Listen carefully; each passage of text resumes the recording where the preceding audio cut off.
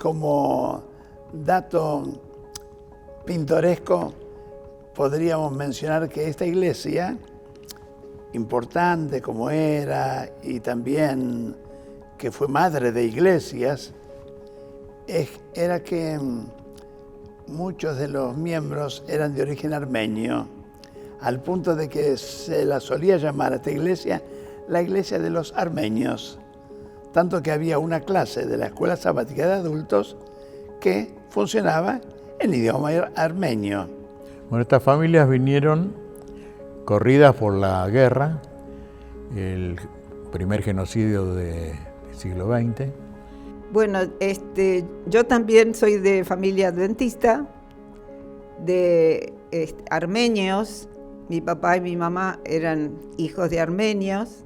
Yo lo que recuerdo, lamentablemente no mucho, pero había como una colonia de armenios acá y muchos adventistas. Sí, más o menos llegaron todos en el mismo tiempo, fueron llegando unos y otros, y lo bueno que todas estas familias eran adventistas. Y bueno, el venir a una iglesia, donde había una iglesia adventista, como esta, la de Florida, a ellos les hizo juntarse. Entonces yo tengo fotos de ellos que eran todos jóvenes y los domingos se iban en bicicleta al río, los paseos que hacían, se juntaban, y empezaron a cantar acá en el coro de la iglesia, a participar de las actividades y bueno, se fueron integrando. Se puede contar también que en ese principio, estamos hablando del año 1928, calculemos 2 o 3 años más, las clases de los armenios estaban sobre la parte izquierda, en la escuela sabática, la parte izquierda de la iglesia, la parte derecha estaba la de los alemanes, porque era la inmigración que había llegado a esta zona en esta iglesia. Querían estar, por un lado, cerca de la iglesia, en ubicación. Y al no hablar tan bien el idioma español, se ayudaban el uno al otro al mantenerse cerca. Y además, la mayoría de las familias tenían un oficio, y el oficio era de aparador, donde todos los integrantes de la familia trabajaban. Por ejemplo, uno que era don Manuel Gudgemian, él tenía una marca en la frente de un sablazo que le pegaron, le había tocado la punta y le había partido acá, y él se había hecho pasar por muerto. Y a nosotros esas historias nos apasionaban.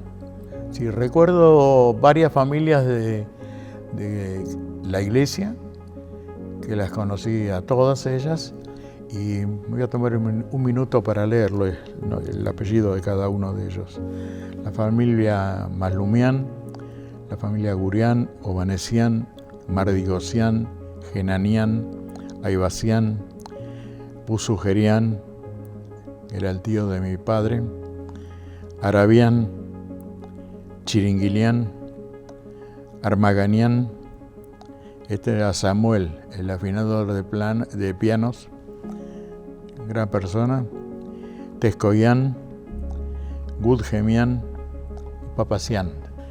Y se salvaron, por ejemplo, en el caso de mi padre, porque tenía 6 años, y después de recalar en orfelinatos, mi padre estuvo en uno que tenían los norteamericanos, y bueno, después de gestionar, le dieron un pasaporte turco para poder viajar. El pasaporte era por solamente 1 año, como diciendo, anda y no vuelvas más.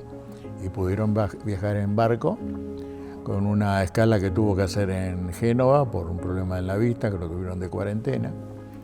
Y de ahí vino, ya solo, sin las hermanas y sin la madre. Y cuando está llegando a Buenos Aires se da cuenta que una de las hermanas se había quedado con la dirección que venía, lo único que se acordaba que venían a Florida. Y cuando está llegando acá, después de hacer los trámites para ingresar al país, logró hacerse entender de que tenía que venir a Florida, le hicieron tomar el tren Mitre, y cuando llegó a Florida se sentó en el cordón de la vereda porque no tenía la dirección, ahí se puso a orar y cuando termina de orar, cuando levanta la vista ve al tío, que era la casa donde él venía, que era un pastor adventista, que venía desde allá. A los pocos años mi papá empezó a trabajar en Casa Editora y bueno, su vida activa de iglesia la hizo acá.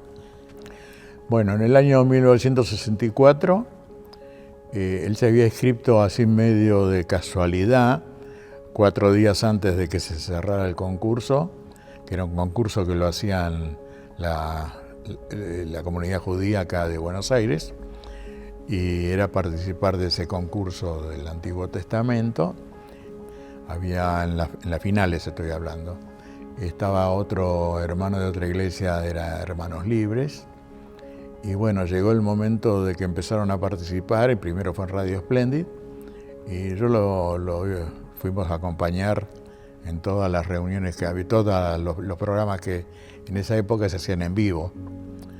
Y bueno, y empezó el concurso, y bueno, y era ir y venir varias semanas, hasta que llegó la final, que se hizo en Canal 9. Y bueno, estaba en el final, estaba el hermano Juan Sochi adelante que él, y después en el último programa avanzaba uno, retrocedía el otro, hasta que llegó el momento final que mi papá lo ganó, el concurso. Y el premio de ese concurso era el viaje a Israel. El viaje a Israel fue todo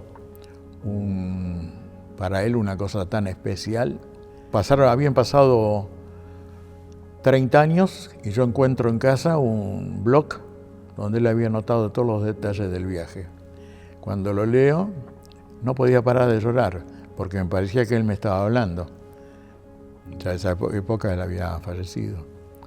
Y, por ejemplo, en un momento dice, toqué las aguas del Jordán, qué emoción. Él disfrutaba de venir a la iglesia. Era también un gran amor de él, el de estar acá con los hermanos.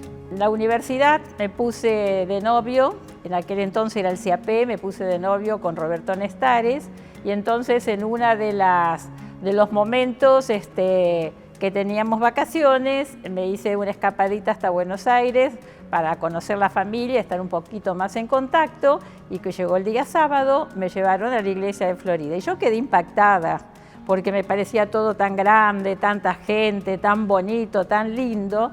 Es que venía de una iglesia muy pequeñita de la provincia de Santa Fe, especialmente de la ciudad de Felicia, entonces esto me impactó muchísimo.